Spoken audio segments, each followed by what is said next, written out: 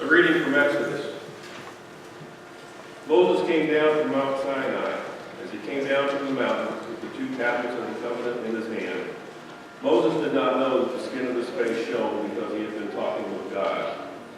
When Aaron and all the Israelites saw Moses, the skin of his face was shining, and they were afraid to come near him.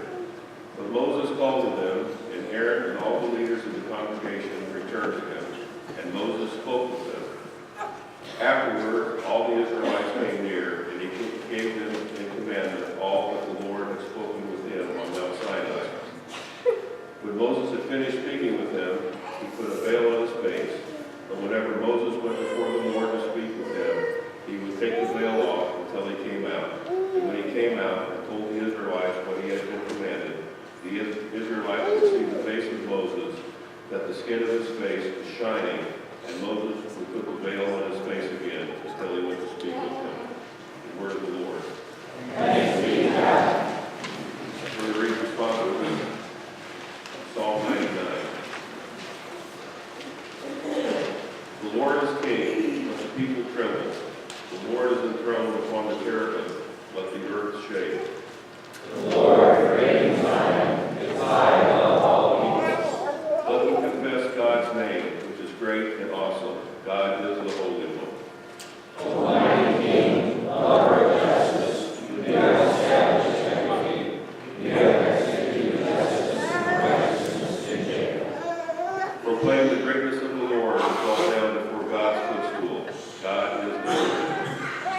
Moses and Aaron among your priests, and Samuel among those who call upon your name. O Lord, they call upon you, and you answer them. You spoke to them out of the pillar of the cloud. They kept their testimonies and their decree that you gave them. O Lord our God, you answered them indeed.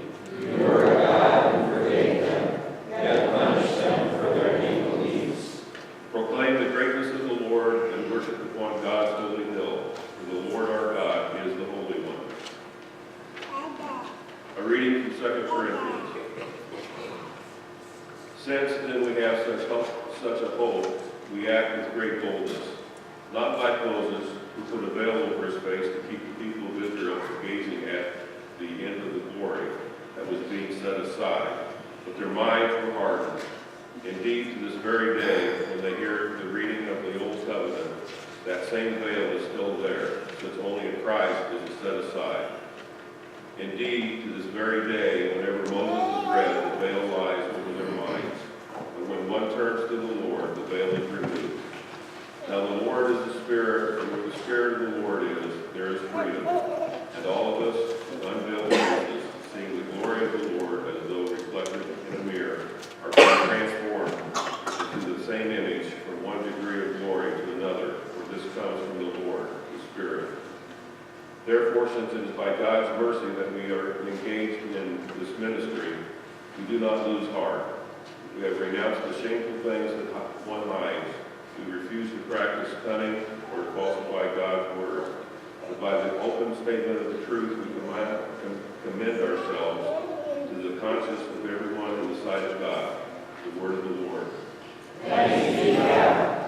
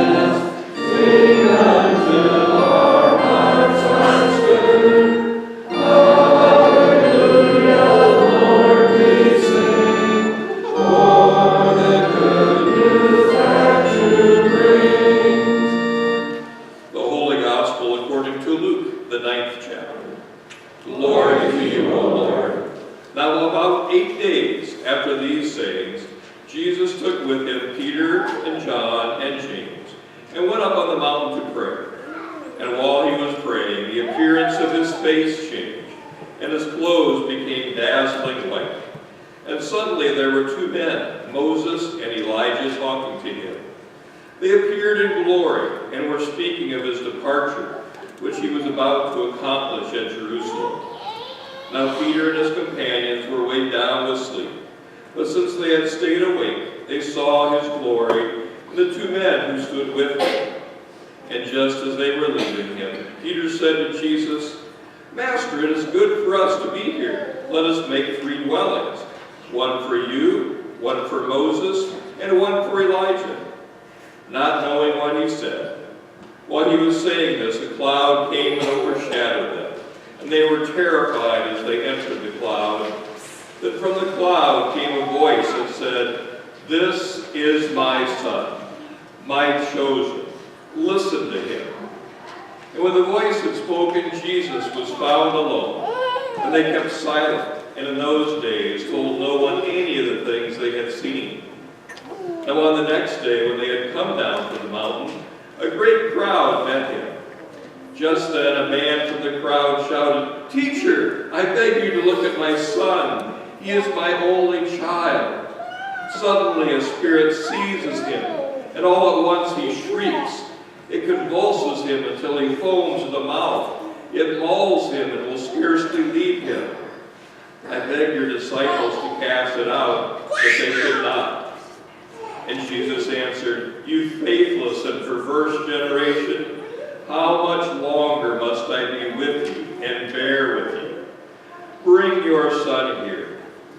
And while he was coming, the demon dashed into the ground in convulsions, but Jesus rebuked the unclean spirit, healed the boy, and gave him back to his father. And all were astounded at the greatness of God. The Gospel of the Lord. Praise to you, O Christ. Please be seated.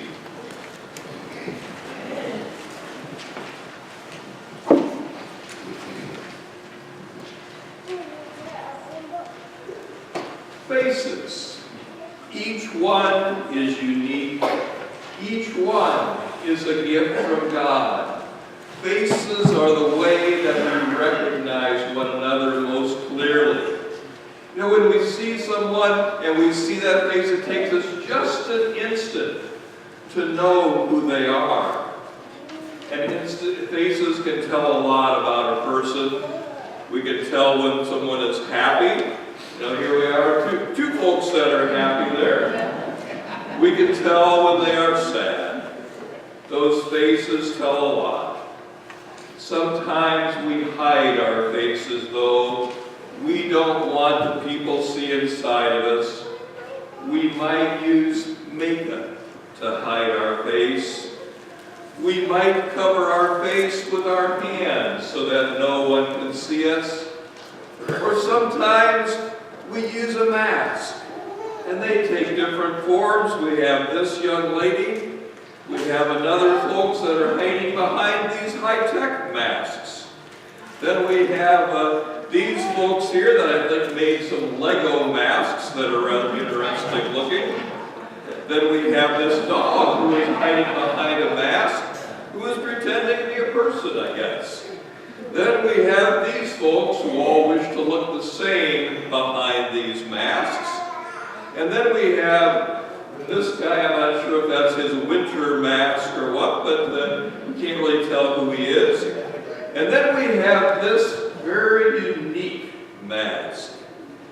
Masks hide the face, and we don't know what's going on back there.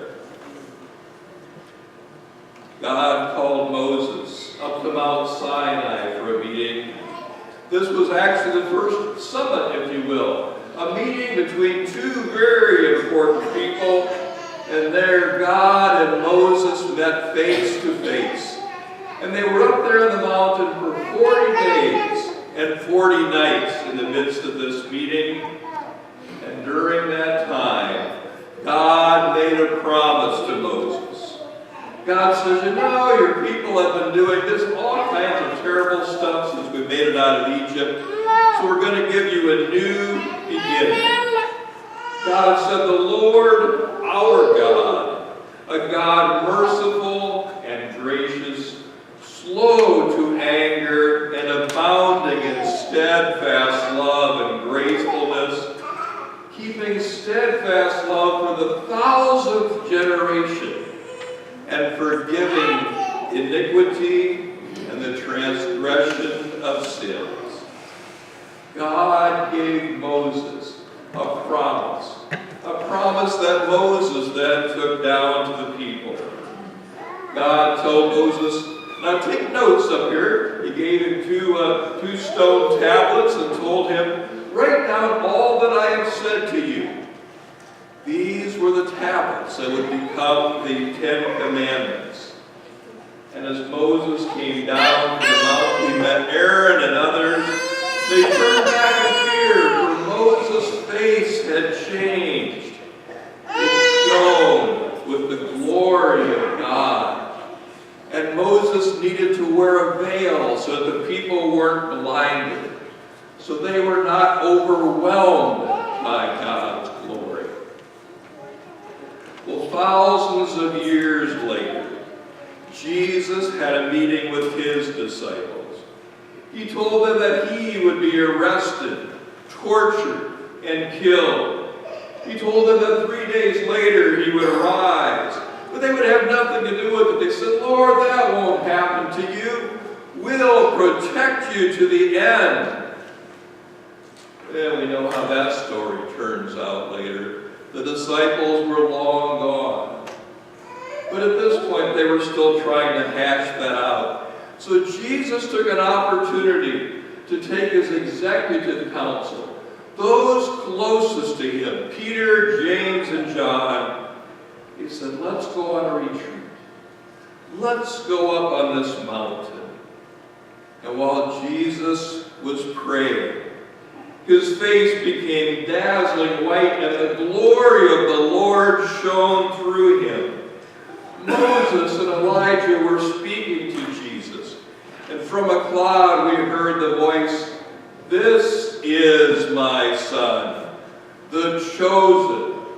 Listen to him." And suddenly, they were alone with Jesus. I'm wondering, did God say, listen to him because of that passion prediction he had just given? That one that seemed so confusing to them? I don't know, it's amazing to hear these stories of God's glory being revealed on the face of Moses and on the face of Jesus. But that's not the end of the story. It's not even the heart of the story. Because the important part of the story occurs in this little optional section that we read today. The part that's often skipped. Because we hear that when Jesus, the disciples, came down the mountain, they were met with real life challenges. A very anxious man was there. My son is overcome with convulsions. He has evil spirits. He convulses and foams at the mouth. I took him to your disciples, but they couldn't help him. And Jesus sighed in exasperation. How long? How long until you get it? Did you not listen to God? This is my son. Listen to him. Because God's glory is truly revealed in everyday life. You know, if we just stop with those mountaintop experiences like Moses and like Jesus with the Transfiguration, we think it took some kind of special place to see God's glory. But God's glory appears to us every day. And on second thought, God's glory is maybe shown most clearly in his face. Look at this face. What does this face tell you? Behind the blood, behind the sweat, behind the tears, this is the face of love and grace and glory. When I look out here today, I see the face of Christ reflected in each and every one of you. Certainly some of us reflect that brighter on some days than others. But I must admit there are 2 times, especially in the worship service, that I see it most clearly. when you come up to receive the body and blood of Christ, when you come up for Holy Communion, we see the face of Christ in you.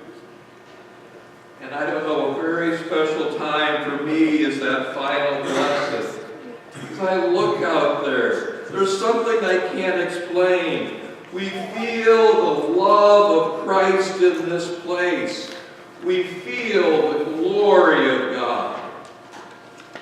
And as we make this transition into Lent, this time of self-reflection, this time of self-sacrifice, this time that we ponder on Jesus' love for us, I invite you to see the glory of God in the everyday challenges of life, and to see and to be the face of Christ in everyone whom you